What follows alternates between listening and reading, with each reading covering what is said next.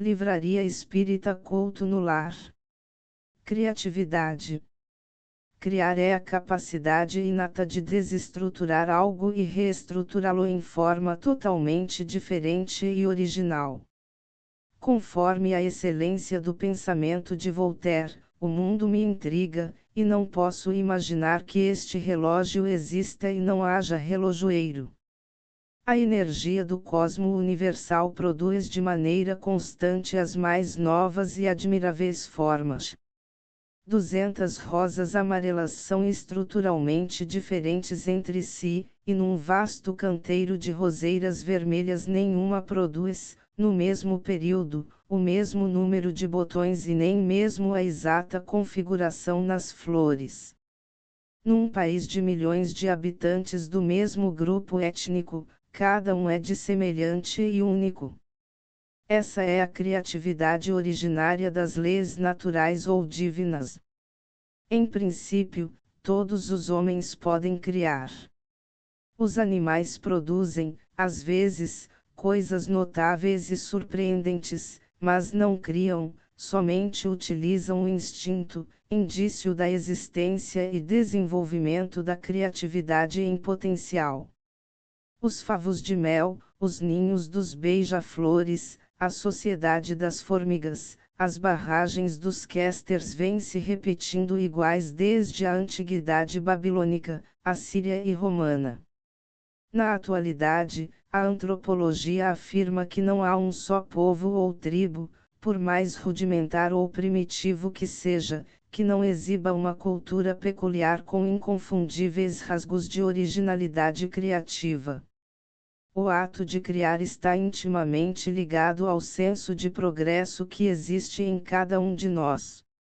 Criar é a capacidade inata de desestruturar algo e reestruturá-lo em forma totalmente diferente e original. Todos nós saímos do sopro celeste do Todo-Poderoso.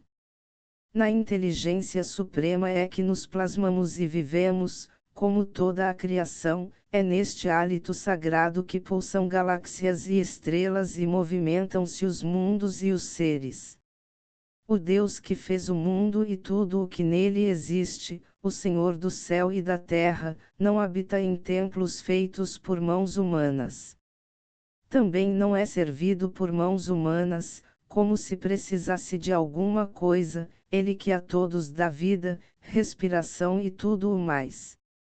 Nós, criaturas divinas, podemos co-criar, mas somente Deus é o sumo criador de todas as coisas. O reino mental de cada ser humano é, antes de tudo, a materialização do próprio mundo interior. Nossos pensamentos, sentimentos e emoções são elementos dinâmicos de indução energética. Todos nós exteriorizamos e assimilamos energia mental, influenciando os outros e, ao mesmo tempo, sendo afetados por eles. O homem só é capaz de modificar e moldar o mundo ao seu derredor se mudar sua própria concepção e conduta interior. Basta que ele transforme a si mesmo para ver o mundo à sua volta se alterar com ele. Atos e atitudes impulsionam as mais recônditas energias dos indivíduos, libertando-os ou aprisionando-os por meio das forças vivas e plasmadoras do pensamento. Cada pessoa vive em seu mundo íntimo, e há tantos mundos quanto pessoas. Todos esses mundos são apenas fragmentos ou aspectos do mundo invisível. Não obstante, é preciso considerar que há limites na cocriação humana, pois todos nós apresentamos características peculiares e, portanto, há bloqueios naturais da condição evolutiva tanto em nossa consciência intelectual como na emocional. Existem mecanismos que operam de forma que assimilem e concretizem apenas o que se pode entender ou fazer diante daquela informação ou acontecimento. Assim considerando, a criatura, encarnada ou não, se poderá reservar a tarefa de pensar e criar, porém salvaguardando sua possibilidade evolutiva. Por exemplo, nascer e morrer são eventos naturais e necessários na Terra, mas vedados à ação consciente de agir e criar das almas de baixo grau evolutivo. O nascimento tanto como a morte na Terra podem ser vistos como fenômenos iguais, todavia, nascer ou morrer são fenômenos que podem apresentar particularidades, características distintas, pois cada espírito revela diversidades no grau de desenvolvimento mental, vibra em específico estágio evolutivo. Os espíritos esclarecidos recebem na reencarnação um preparo individual por parte dos mensageiros especializados nessa área e podem atuar através de seu pensamento e vontade no processo de recorporificação, por meio de sua criação contínua. O conhecimento superior caminha junto com a arte de criar, compõe, decompõe e recompõe.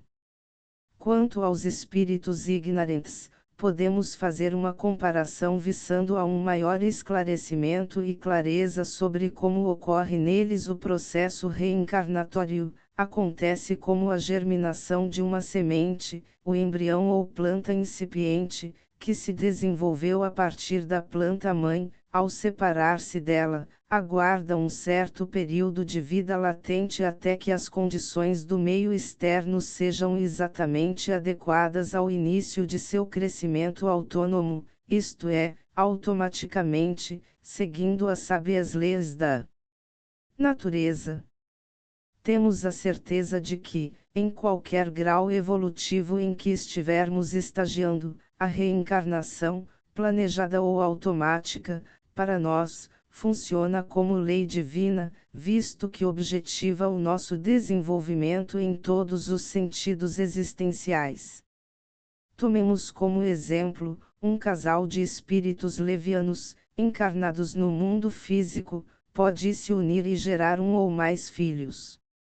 Esse casal cria e age sem conhecimento de causa quanto aos valores da reencarnação, mas, em virtude de seu livre-arbítrio, pode usar simplesmente seu impulso instintivo ou biológico e procriar por automatismo fisiológico.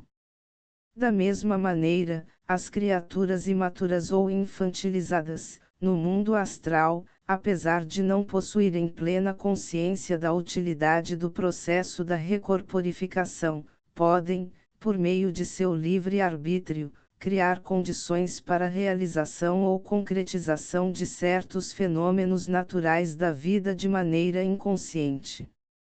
Por outro lado, é importante lembrar que, em um nível incomensurável, tudo se mantém sob a supervisão da ordem divina.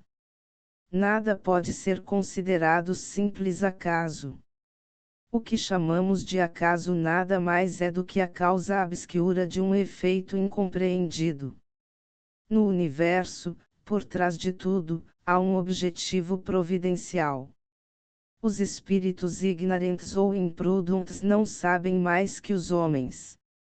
Entretanto, são instrumentos de Deus, porquanto participam e cooperam, de forma inconsciente, com a harmonia do cosmo.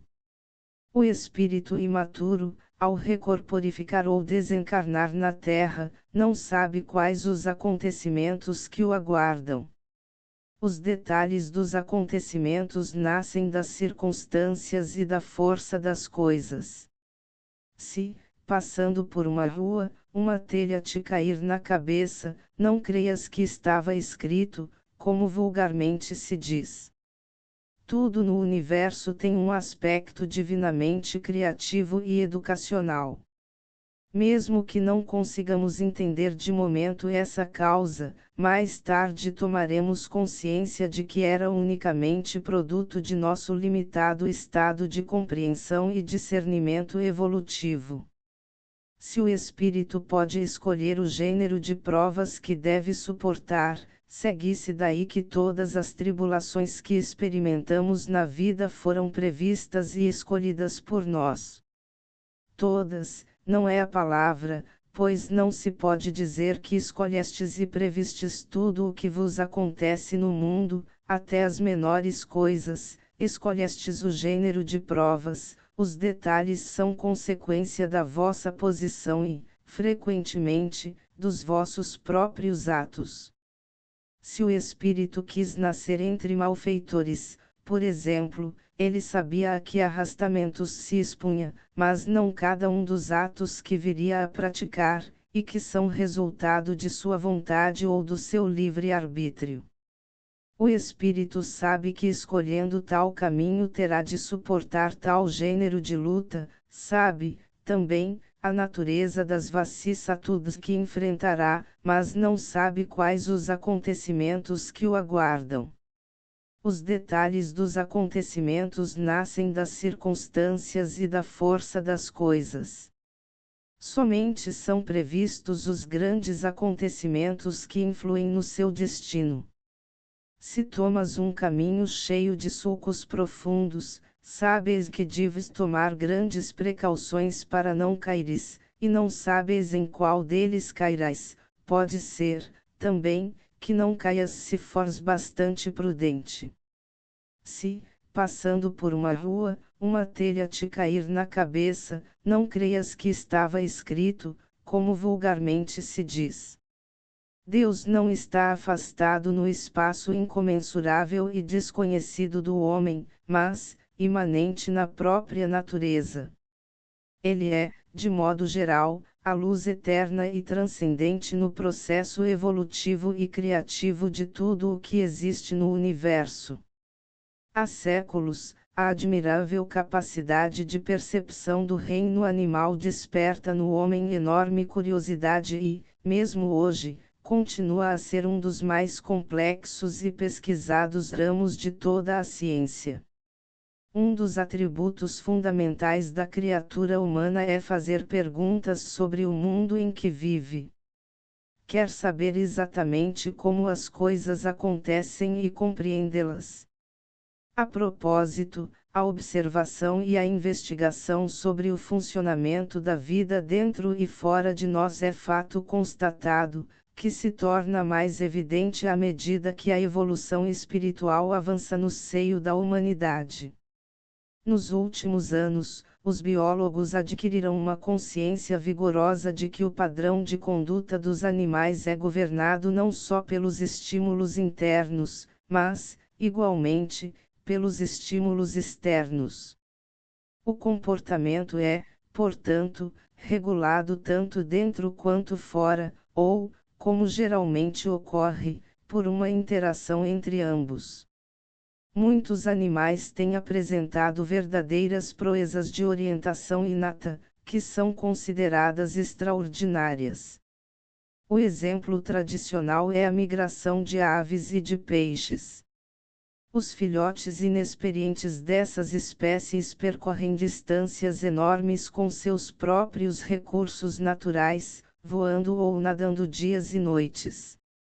Depois retornam aos lugares de origem, situados a milhares de quilômetros, de onde saíram seus antecessores. As enguias viajam na escuridão do fundo dos oceanos para locais de desova, e suas prulas, criaturas minúsculas, percorrem, vencendo as adversidades das águas, todo o caminho de volta, penetrando os rios muitos quilômetros adentro, até encontrarem o habitat originário de seus familiares. Os salmões fazem o inverso, percorrem os mares para desovar no mesmo local do rio onde nasceram anos antes. Aves aquáticas, os gansos, por exemplo, orientam-se visualmente pelo Sol e por certos pontos de referência terrestres. Mas viajam da mesma forma sem esses auxílios. Voam acima ou abaixo das camadas de nuvens, ou entre elas, durante o dia e a noite, e, apesar disso, chegam sempre a seu destino.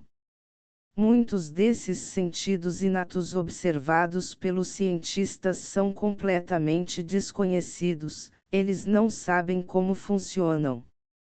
Para a ciência atual, a programação interna ou o aparelhamento sensorial que cuida da evolução genética, das reprogramações internas, das migrações, da seleção natural, dos hábitos das espécies e outras tantas complexidades do reino irracional são enigmas da natureza a ser desvendados. Todo e qualquer animal, em determinada época de sua existência, deixa um lugar e se encaminha para outro. Seja somente poucos centímetros, em busca do acasalamento ou de alimentação, seja quase uma volta ao mundo na fase da migração.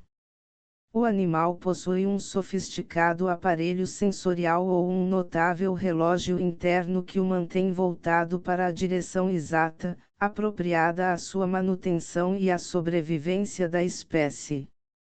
Os animais, no entanto, não são simples automatos de reflexos ou escravos da genética. Eles possuem em si um princípio imanente que faz com que respondam, com criatividade evolucionista, diante de novos ambientes, utilizando a capacidade para se adaptar às diferentes circunstâncias, obviamente dentro de certos limites. Animais e plantas se desenvolvem de modo diverso e criativo em climas que sofreram alterações ambientais e podem, através de longos períodos de tempo, mudar suas características de comportamento, bem como as características estruturais. Deus é o agente causal ou a força interna e ativa que rege a tudo que existe. A causalidade celestial é, ao mesmo tempo, a força que transcende e que está inseparavelmente contida no âmago de cada ser vivo. A variabilidade genética é continuamente criada e criativa e o processo evolutivo induz todas as espécies a se adaptarem em seu meio, livrando-as do perigo da extinção e, ao mesmo tempo, expandindo o seu raio de ação ou conquistando novos habitats. As energias dinâmicas do poder divino continuam sempre presentes e espontâneas, animando e vitalizando as manifestações internas e externas da própria vida. O instinto pode também conduzir ao bem, ele nos guia quase sempre e, algumas vezes, com mais segurança que a razão. Ele não se transvia nunca. O instinto varia em suas manifestações, segundo as espécies e suas necessidades. Nos seres que têm a consciência e a percepção das coisas exteriores, ele se alia à inteligência, quer dizer, à vontade e à liberdade. No homem, o instinto é uma clareza súbita que nasce da mente serena e atenta e que logo se faz acompanhar pela luz da inteligência. Momentos instintivos às vezes nos elucidam muito mais do que anos e anos de experiência intelectual. Do instinto que carregamos no imo da própria alma, emergem ideias e decisões muito mais exatas e precisas do que aquelas provenientes de nosso acervo cultural. Ele é um potencial que se manifesta espontaneamente, e não algo conquistado a partir do convencionalismo humano. Não estamos aqui nos referindo ao instinto do ponto de vista moralista ou como alguma coisa ligada aos bons costumes, nem mesmo o classificamos de superior, que conduz à elevação da alma, ou inferior, que leva à satisfação de necessidades corporais. Consideramo-lo uma possibilidade inerente a todos, ou um toque inato de inspiração que tem como função esclarecer verdades ignoradas. A criatividade evolucionista não é privilégio dos seres humanos, em princípio, é um processo cósmico comum a tudo que existe. O Deus descrito pelos teólogos medievais e da Renascença colocava o homem separado da naturalidade da vida universal. O poder da inteligência suprema em tudo penetra e opera, não somente nas criaturas, mas, do mesmo modo, em todas as criações. Deus não está afastado no espaço incomensurável e desconhecido do homem, mas, imanente na própria natureza. Ele é, de modo geral, a luz eterna e transcendente no processo evolutivo e criativo de tudo que existe no universo. precisamos redescobrir e, igualmente, celebrar o constante reflorescimento do poder supremo no mundo vivo em que existimos. É exato dizer-se que as faculdades instintivas diminuem à medida que aumentam as faculdades intelectuais. Não, o instinto existe sempre, mas o homem o negligencia. O instinto pode também conduzir ao bem, ele nos guia quase sempre e, algumas vezes, com mais segurança que a razão. Ele não se transvia nunca. Porque a razão não é sempre um guia infalível. Ela seria infalível se não fosse falseada pela má educação, pelo orgulho e o egoísmo. O instinto não raciocina, a razão permite a escolha e dá ao homem o livre-arbítrio. O instinto é uma inteligência rudimentar que difere da inteligência propriamente dita, em que suas manifestações são quase sempre espontâneas, enquanto que as da inteligência são o resultado de uma combinação e de um ato deliberado. O instinto varia em suas manifestações, segundo as espécies e suas necessidades.